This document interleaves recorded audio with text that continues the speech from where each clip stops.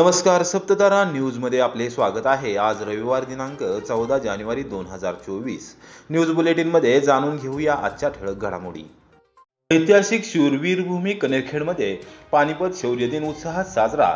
शहीद शूरवीरांना पश्चिम महाराष्ट्रातून आलेल्या मान्यवरांनी दिली मानवंदना। कोरेगाव तालुक्यातील ऐतिहासिक शूरवीर भूमी असलेल्या कनेरखेड येथे रविवारी दुपारी 12 वाजता पानिपत शौर्य दिन उत्साहात साजरा करण्यात आला। पानिपत तिसऱ्या महायुद्धातील पानिपत शौर्यवीरांना यावेळी मानवंदना देण्यात आली। भारतीय विमानपतन प्राधिकरणाच्या कोल्हापूर विमानतळाचे संचालक अनिल हरिभाऊ शिंदे यांच्या अध्यक्षतेखाली झालेल्या कार्यक्रमास सातारा जिल्हा मध्यवर्ती सहकारी बँकेचे चेअरमन नितीन काका लक्ष्मणराव पाटील हे प्रमुख पाहुणे म्हणून उपस्थित होते।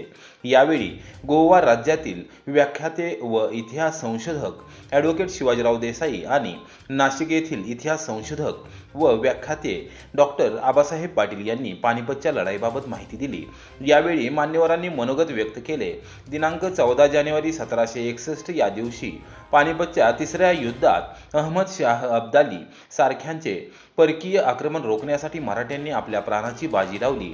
श्रीमंत महादजी शिंदे यांनी या युद्धात पराक्रम गाजवला। हा दिवस ऐतिहासिक शूरवीर नगरी कनेरखेडमध्ये पानिपत शौर्य दिन म्हणून साजरा केला जातो। यावेळी पश्चिम महाराष्ट्रातून आलेल्या मान्यवरांनी शहीद शूरवीरांना मानवंदना दिली।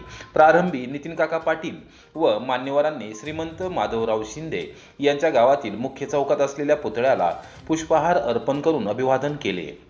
कनेरखेड ग्रामस्थांच्या वतीने नितीन काका पाटील, ज्येष्ठ सामाजिक कार्यकर्त्या निकिता राजे निंबाळकर, पुणे जिल्हा राष्ट्रवादी काँग्रेसच्या महिला आघाडीच्या जिल्हाध्यक्षा दीपालीताई शिंदे यांना शिंदेशाहीची पगडी घालून चांदीची तलवार भेट देण्यात आली। कार्यक्रमाच्या यशस्वीतेसाठी सरपंच सारिका सूर्यवंशी, उपसरपंच अजित पवार, माजी सरपंच ॲडव्होकेट विजयसिंह शिंदे, दुष्यंतराजे शिंदे फाकडे, समीर शिंदे, संजय शिंदे सरकार, केशव शिंदे, प्रकाश शिंदे, दीपक शिंदे, संग्राम शिंदे, प्रदीप शिंदे, दत्तात्रय पवार, संतोष जाधव, दिलीप वाघमारे यांच्यासह ग्रामपंचायत सदस्य, प्रमुख पदाधिकारी, कार्यकर्ते व ग्रामस्थांनी विशेष परिश्रम घेतले। ॲडव्होकेट शिवाजी यशवंतराव देसाई आज गोव्याहून वक्ता म्हणून पानिपत शौर्य दिन कार्यक्रम निमित्त महाराष्ट्र राज्यातल्या ऐतिहासिक कनेरखेड या गावामध्ये आलेलो आहे।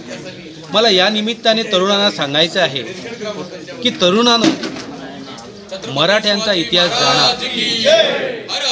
छत्रपती शिवरायांचा इतिहास जाणा। एवढंच नाही, मला तुम्हाला एक गोष्ट सांगायची आहे, ती ही की तुम्ही हे मराठ्यांचे गड किल्ले आहेत, छत्रपती शिवरायांचे गड किल्ले आहेत, त्या गड किल्ल्यावरती चला, तो इतिहास अनुभवा, ते सामर्थ्य अनुभवा आणि मग तुमच्या लक्षात येईल की ह्या समाजासाठी, या लोकांसाठी करण्यासाठी खूप काही आहे आणि तुम्ही ते करू शकता। कारण काय आहे माहिती आहे, आपला जो इतिहास आहे हा आपला इतिहास पराक्रमाचा इतिहास आहे, आपला इतिहास शक्तीचा इतिहास आहे आणि तुम्ही तो इतिहास खरं म्हणजे आज जाणला पाहिजे, समजून घेतला पाहिजे। पानिपत स्मृती दिन सुलतानवाडी येथे साजरा। सरदार सुलतानजी तुंबाजी बर्गे यांच्या प्रतिमेचे पूजन। कोरेगाव शहरानजीक असलेल्या सुलतानवाडी येथे रविवारी दुपारी पानिपत स्मृती दिन साजरा करण्यात आला। शूरवीर पराक्रमी सरदार सुलतानजी तुंबाजी बर्गे यांच्या प्रतिमेचे पूजन करून मान्यवरांनी अभिवादन केले। जिल्हा नियोजन समितीचे सदस्य राहुल प्रकाश बर्गे, कोरेगाव विकास आघाडीचे अध्यक्ष तथा प्रथम नगराध्यक्ष प्रशांत उर्फ राजाभाऊ बर्गे, कोरेगावचे उपनगराध्यक्ष सुनील बर्गे, नगरसेवक राहुल रघुनाथ बर्गे, संतोष बर्गे, हेमंत बर्गे, सागर दत्ताजीराव बर्गे, सचिन भैया बर्गे, शिवसेना उपजिल्हा प्रमुख दिनेश बर्गे, उदयभाऊ बर्गे, गजानन शिवराम बर्गे, पत्रकार पांडुरंग बर्गे, बर्गे परिवारातील ज्येष्ठ नागरिक विठ्ठल माधवराव बर्गे, न्यू सरस्वती इंग्लिश स्कूलचे प्राचार्य R.V. बर्गे, S.S. बर्गे व इतिहासकार पांडुरंग सुतार आदींचा सत्कार करण्यात आला। राहुल प्रकाश बर्गे, ॲडव्होकेट चंद्रशेखर बर्गे यांनी मनोगत व्यक्त केले। कार्यक्रमास उपसरपंच प्रदीप जाधव, सुनील अण्णा बर्गे, निलेश भडतरे, रामचंद्र सर्जेराव बर्गे, ज्योतिराम मुरलीधर बर्गे, ज्योतिराम नाना कळसे, शशिकांत बर्गे, अशोक शंकरराव फडतरे, भास्कर बर्गे, राहुल बर्गे यांच्यासह सुलतानवाडी येथील ग्रामस्थ उपस्थित होते। लोकनियुक्त सरपंच शहाजी फडतरे यांनी प्रास्ताविक केले। रामचंद्र सर्जेराव बर्गे यांनी आभार मानले। महायुतीचे अद्याप जागा वाटप नाही, मात्र महायुतीतील सर्वांना आघाडी धर्म पाळावाच लागेल. खासदार रणजितसिंह नाईक निंबाळकर यांचे सूचक विधान. राज्यात महायुतीचे अद्याप जागा वाटप झालेले नाही, मात्र महायुतीतील सर्वांना आघाडी धर्म पाळावाच लागेल, असे स्पष्ट करत माढ्याचे भाजपचे खासदार रणजितसिंह नाईक निंबाळकर यांनी एक प्रकारे विरोधकांना इशाराच देऊन टाकला आहे.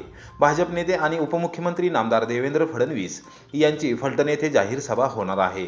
त्या पार्श्वभूमीवर नियोजन करण्यासाठी खासदार रणजितसिंह नाईक निंबाळकर यांनी रविवारी सकाळी 11:30 वाजता वाटा स्टेशन येथे प्रमुख पदाधिकारी व कार्यकर्त्यांची बैठक घेतली. त्यानंतर पत्रकारांशी बोलताना त्यांनी आगामी वाटचालीबाबत भूमिका स्पष्ट केली.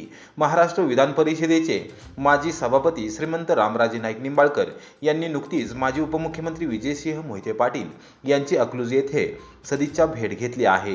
ते तुमचे विरोधक म्हणून ओळखले जातात, यावर तुमची भूमिका काय, अशा प्रश्नावर विरोधकांना फारसे महत्त्व देण्याचे कारण नाही, असे एकीकडे स्पष्ट करत असताना दुसरीकडे राजकारणामध्ये आजचा शत्रू हा उद्याचा मित्र असतो, असे सूचक विधान केले. भारतीय जनता पक्ष हा लोकशाही मागणारा पक्ष आहे.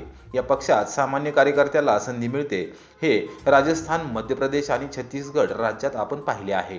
त्यामुळे निवडणुकीसाठी कोणीही तिकीट मागू शकतो, त्याबद्दल दुमत नाही. राज्यात महायुतीचे अद्याप जागा वाटप झालेले नाही, मात्र महायुतीतील सर्वांना आघाडी धर्म पाळावाच लागेल, असेही खासदार रणजितसिंह नाईक निंबाळकर यांनी निदर्शनास आणून दिले. राजकारणामध्ये आजचा शत्रू हा उद्याचा मित्र असतो आणि अजून कुठल्याही प्रकारचा महायुतीचं तिकीट वाटप कोण करणार, उभं कोण राहणार, याचा निर्णय तिन्ही पक्षाचे नेते म्हणून घेणार आहेत. असं असताना काय कोण कोणाला भेटले आणि कोण कोणाला काय म्हणाले एवढं त्यांना महत्त्व देण्यासारखं मला काय वाटत नाही. कुणी कुणाला भेटू शकते राजकारणामध्ये, कुणी कुणाची तब्येतीची चौकशी करू शकते आणि तसंच तिकीट मागायचा सर्वांना अधिकार आहे. आपल्या भारतीय जनता पार्टीत लोकशाही आहे. बूथ अध्यक्ष सुद्धा लोकसभेला तिकीट मागू शकतो. तुम्ही हे जर बघितलं असेल की राजस्थानचे सर्वसामान्य मुख्यमंत्री झाले, मध्य प्रदेशचे सर्वसामान्य मुख्यमंत्री झाले, उत्तराखंडला तसंच झालं. त्यामुळं कुणीही कुठल्याही राज्याचा सर्वसामान्य कार्यकर्ता मुख्यमंत्री होऊ शकतो. तर लोकसभेचा खासदार काय अवघड नाही. पक्षाने ठरवलं, जो पक्ष ठरवेल त्याच्या मागे आपण सर्वांनी ताकदीने उभं राहायचा हा निश्चय आमचा. आम्ही तरी महायुतीचा धर्म पाळायचं ठरवलेलं आहे आणि जर उद्या भविष्यात ज्यांना कोणाला माहितीमध्ये राहायचं असेल तर निश्चितपणे धर्म पाळतील असं मला वाटतं. लोकसभा निवडणुकीच्या पार्श्वभूमीवर कोरेगाव विधानसभा मतदारसंघातील 5 पोलीस अधिकाऱ्यांच्या बदल्या. वाटर स्टेशन आणि रहमतपूर पोलीस ठाण्याला मिळाले नवीन कारभारी. लोकसभेच्या आगामी निवडणुकीच्या पार्श्वभूमीवर पोलीस अधीक्षक समीर शेख यांनी रविवारी सायंकाळी 5 वाजता सातारा जिल्ह्यातील पोलीस अधिकाऱ्यांच्या बदल्या केल्या आहेत. कोरेगाव विधानसभा मतदारसंघातील वाटर स्टेशन आणि रहमतपूर पोलीस ठाण्याच्या प्रभारी अधिकाऱ्यांचा त्यामध्ये समावेश आहे. एकूण 5 अधिकाऱ्यांच्या बदल्या झाल्या आहेत. वाटा स्टेशन पोलीस ठाण्याचे प्रभारी अधिकारी शिवाजीराव भोसले यांची अन्यत्र बदली झाली असून त्या ठिकाणी फलटण ग्रामीण पोलीस ठाण्यात कार्यरत असणारे सहाय्यक पोलीस निरीक्षक अशोक हनुमंत हुलगे यांची नियुक्ती करण्यात आली आहे. रहमतपूरचे प्रभारी अधिकारी सहाय्यक पोलीस निरीक्षक गणेश कड यांची कराड शहर पोलीस ठाण्यात बदली करण्यात आली असून त्यांच्या जागी कराड शहर पोलीस ठाण्यातील सहाय्यक पोलीस निरीक्षक शिवाजीराव मारुतीराव विभूते यांची नियुक्ती करण्यात आली आहे. सातारा रोड पोलीस दूरक्षेत्राचे उपनिरीक्षक अशोक राऊत यांची जिल्हा विशेष शाखेत नियुक्ती करण्यात आली आहे. तर रहमतपूर पोलीस ठाण्यातील उपनिरीक्षक प्रमोद सावंत यांची नियंत्रण कक्षात बदली करण्यात आली आहे. कुशेगाव पोलीस ठाण्यातील उपनिरीक्षक बाळासाहेब लोंढे पाटील यांची नियुक्ती कोरेगाव येथील उपविभागीय अधिकारी कार्यालयात वाचक उपनिरीक्षक म्हणून करण्यात आली आहे. शाहूपुरी पोलीस ठाण्यातील महिला पोलीस उपनिरीक्षक अश्विनी भारत वाघमारे यांची कोरेगाव पोलीस ठाण्यात बदली करण्यात आली आहे.